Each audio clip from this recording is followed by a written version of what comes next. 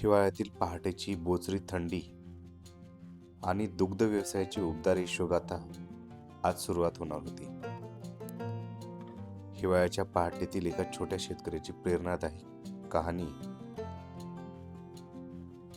सांगण्यासाठी मी आज सकाळी 4 वाजता उठून घरातून बाहेर पडलो.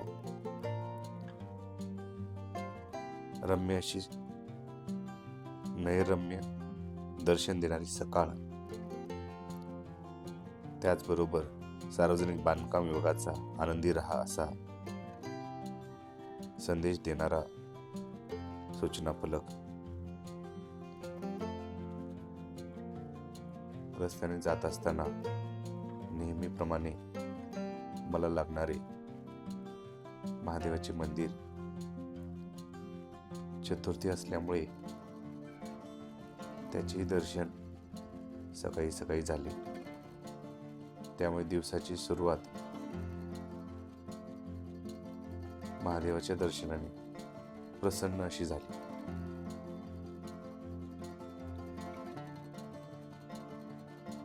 भारतीय अर्थव्यवस्थेचा तसेच जगाच्या अर्थव्यवस्थेचा सुद्धा कणा असणारा हा भारतीय शेतकरी किंवा जगातील शेतकरी असंख्य अडचणीतही आपल्या शेतीचा, संसाराचा प्रपंच करूनही शेतकरी सकाळी इतर लवकर सर्व दूध काढतात, जनमानसांमध्ये त्याच्या आपल्याला कष्टाची लवकर निघावं लागलेलं आहे. छाप सोडून जातो. कारण अस्मानी, आपल्यामुळे सुलतानी अशी कितीतरी शेतकऱ्याला प्रकारचे दूध संकटाची काढण्यासाठी नावं दिली. उशीर त्या होऊ सर्व नये. संकटांना पुरून उरणारा असा हा शेतकरी, जगाचा पोशिंदा असलेला शेतकरी राजा. अशाच एका शेतकरी जोडप्याची दूध व्यवसायाची यशोगाथा आपण आज सांगणार आहोत.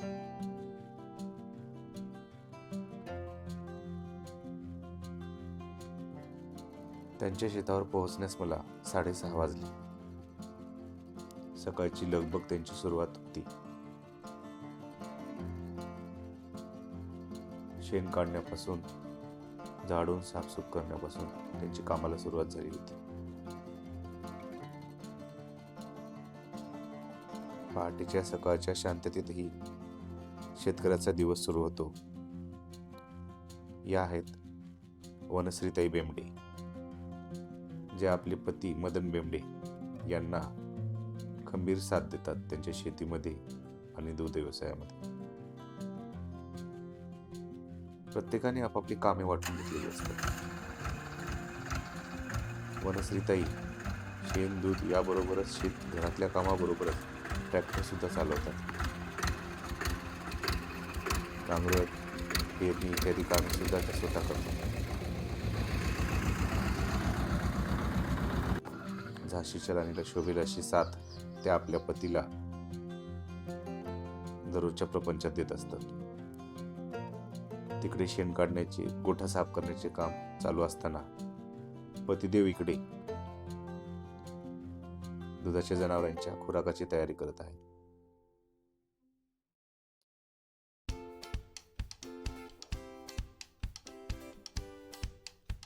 आज त्यांच्या सोबतीला त्यांचा मुलगा वेदांत सुद्धा आलेला आहे. ग्रामीण भागात दिवशी छोटे छोटे मुलं सुद्धा घरातील प्रत्येक कामाला हातभार लावतात. हे ग्रामीण भागातील कुटुंबाच्या आनंदाचे एक गूढ आहे. प्रत्येक जण आपल्या छोट्याशा इवल्याशा हातांनी श्रमाला हातभार लावतो.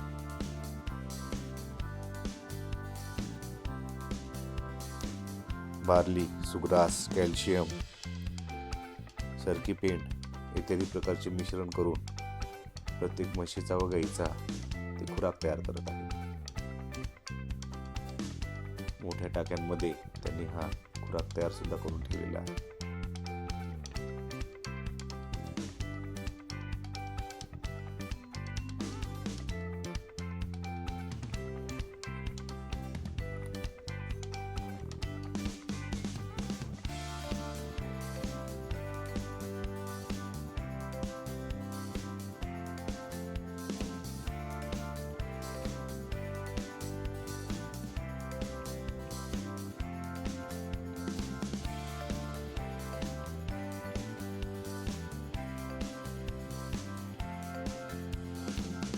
लॉगिंगसाठी गेल्यानंतर मला 3 गाई, 3 म्हशी व इतर काही त्यांची जनावरे दिसून आली. शेण काढल्यानंतर त्यांच्या पुढे आता तयार केलेला खुराक ठेवण्यात आलेला होता आणि या म्हशी आणि गाई त्या आवडीने खात होत्या.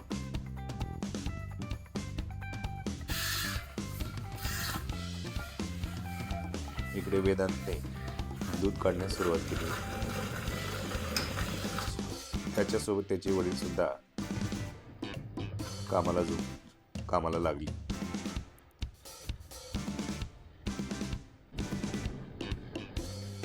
वेदांत लहान आहे वयाने, पण त्याच्या हाताची स्पीड बघितली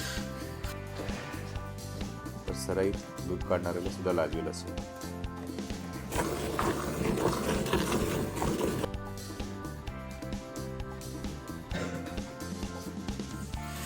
घरच्या सर्व जनावरांची काळजी वनश्रीताई व त्यांचे पती तथा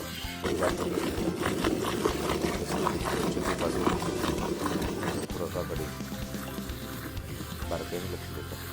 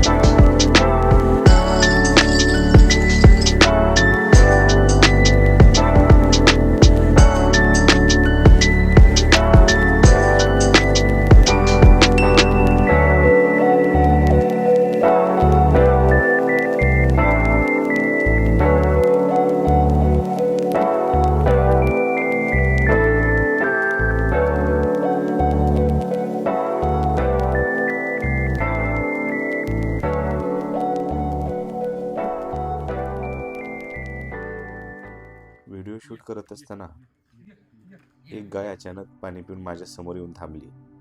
जसं की ती मला खुणावत होती, माझा व्हिडिओ करा, माझी सेल्फी काढा. क्षणभर सगळे हसायला लागले होते.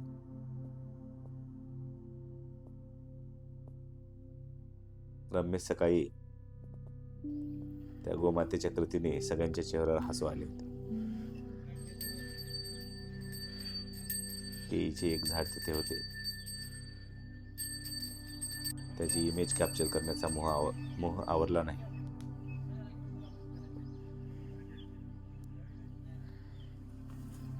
सूर्याच्या किरणांची प्रतिबिंबे घेण्याचा प्रयत्न केला.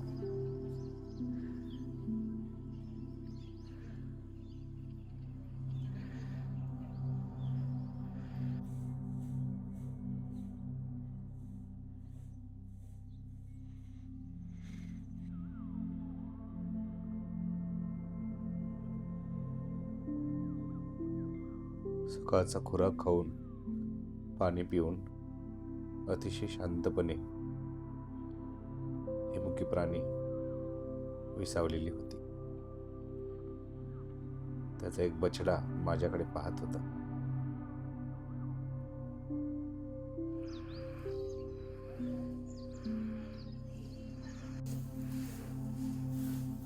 मदनराव आता त्यांना सुका चारा टाकत होते, जो की मराठवाड्यात गुळी असे म्हणतात. गुळीच्या स्वरूपात साठवून ठेवलेला होता.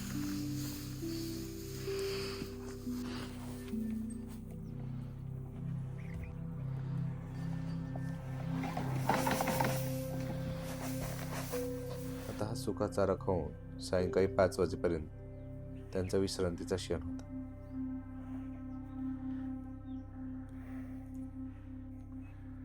सकाळची सूर्याची कोवळी किरणे अंगावर घेत बोचऱ्या थंडीचा अनुभव ही दुधाळ जनावरे घेत होती.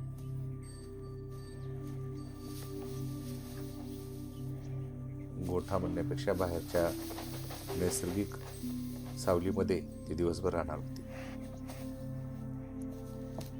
यामध्ये पंढरपुरी म्हैस, जाफराबादी म्हैस, तसेच गीर गाय व इतर प्रकारची दुधाळ जनावरे होती.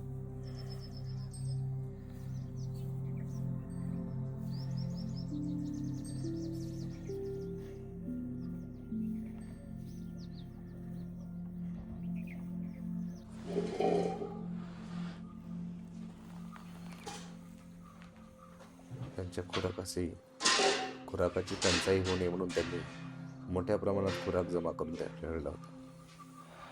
सुका चारा खूप मोठ्या प्रमाणात साठवून ठेवण्यात आलेला.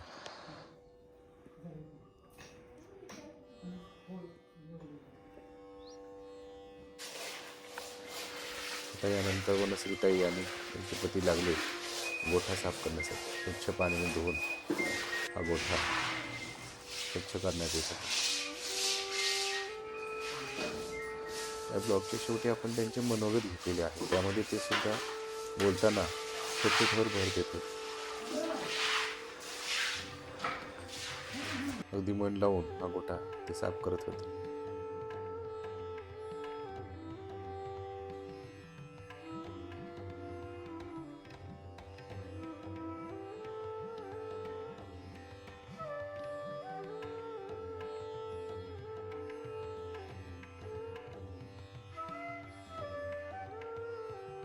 दररोज एवढ्या सकाळी उठून या जोडीची काम करण्याची जी इच्छाशक्ती व ऊर्जा आहे ती खरंच प्रेरणा देणारी. अशा थंडीमध्ये आपण शहरात राहत असताना किंवा जी शेतीत जास्त जात नाहीत ते खूप थंडी आहे 9 वाजेपर्यंत उठणारी, या अशा थंडीमध्ये अशी काही जोडपी असतात की जी 4 वाजता 5 वाजता कामाला सुरुवात करत असतात. एक गोंडस वासरासोबत खेळण्याचा मोह मला आवडला.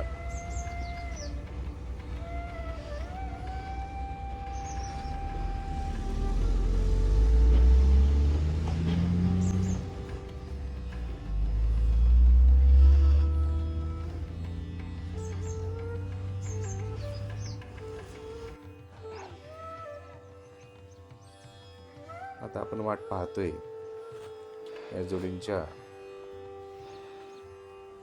त्यांच्या शब्दामध्ये त्यांच्या व्यवसायाविषयीची जी कथा ते सांगणार आहेत आणि आपल्या सर्वांना प्रेरणा मिळणार आहे. असे त्यांच्या अनुभवाचे कथन त्यांच्या तोंडून आपण ऐकणार आहोत. गोटा पूर्णपणे स्वच्छ झालेला आहे.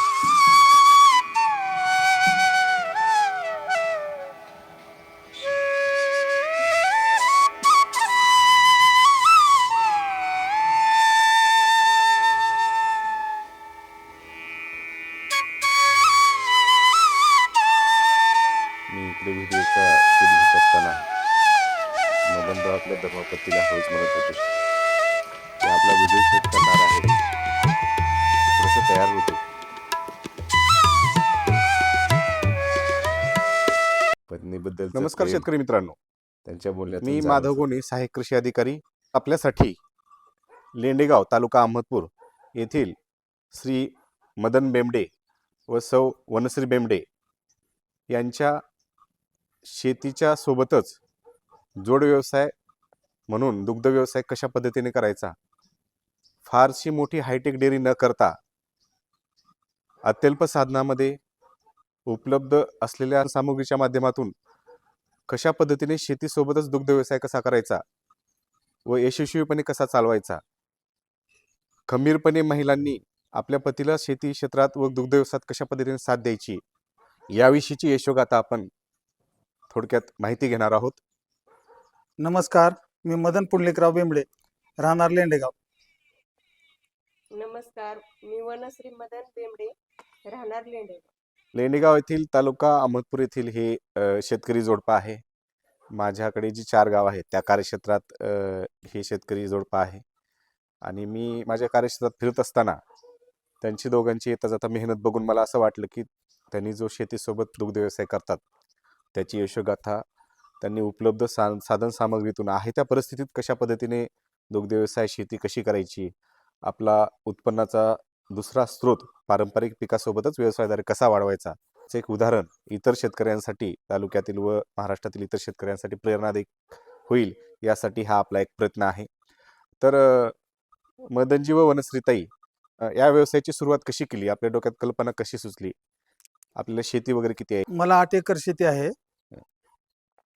2019 मध्ये लॉकडाऊन पडलं त्यावेळेस आम्ही एक छोटंसं शेड उभा केलं. शेड उभा केल्यानंतर आमच्या डोक्यात असा विचार आला की दुग्ध व्यवसायाकडे डेअरी आली गावामध्ये आणि आम्ही दुग्ध व्यवसायाकडे वळलो. त्यावेळेस आम्ही एक गाय खरेदी केली. बचत गट आहे, महिलाचा बचत गट, फार जुना बचत गट आहे.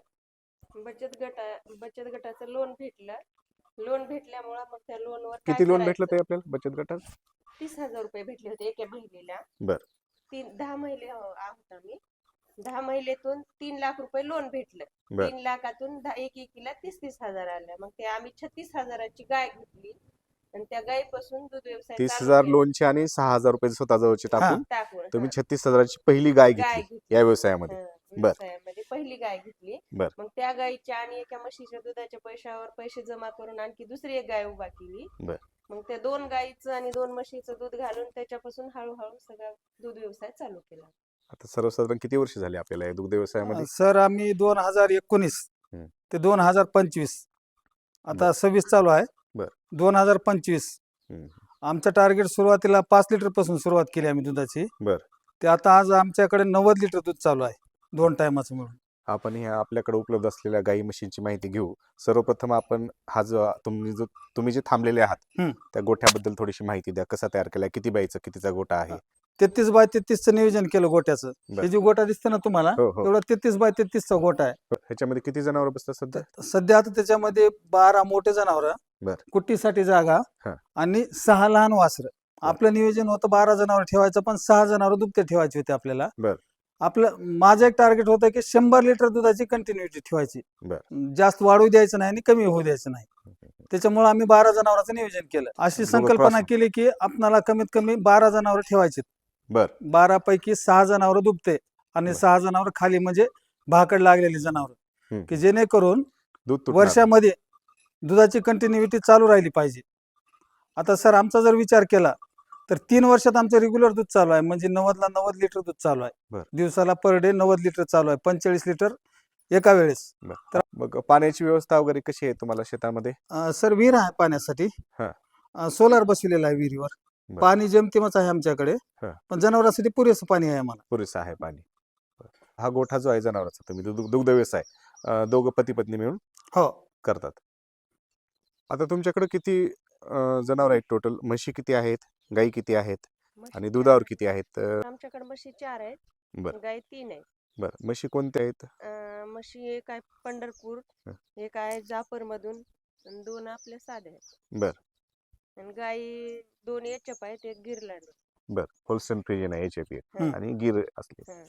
मग हे 6 जनावर तुमचे आहेत दुधावरती, हो. म्हणजे जेवढ्या म्हशी आणि गाई तेवढे पूर्ण सगळे जनावर दुधावर आहे. दुधावरती आहेत. हं.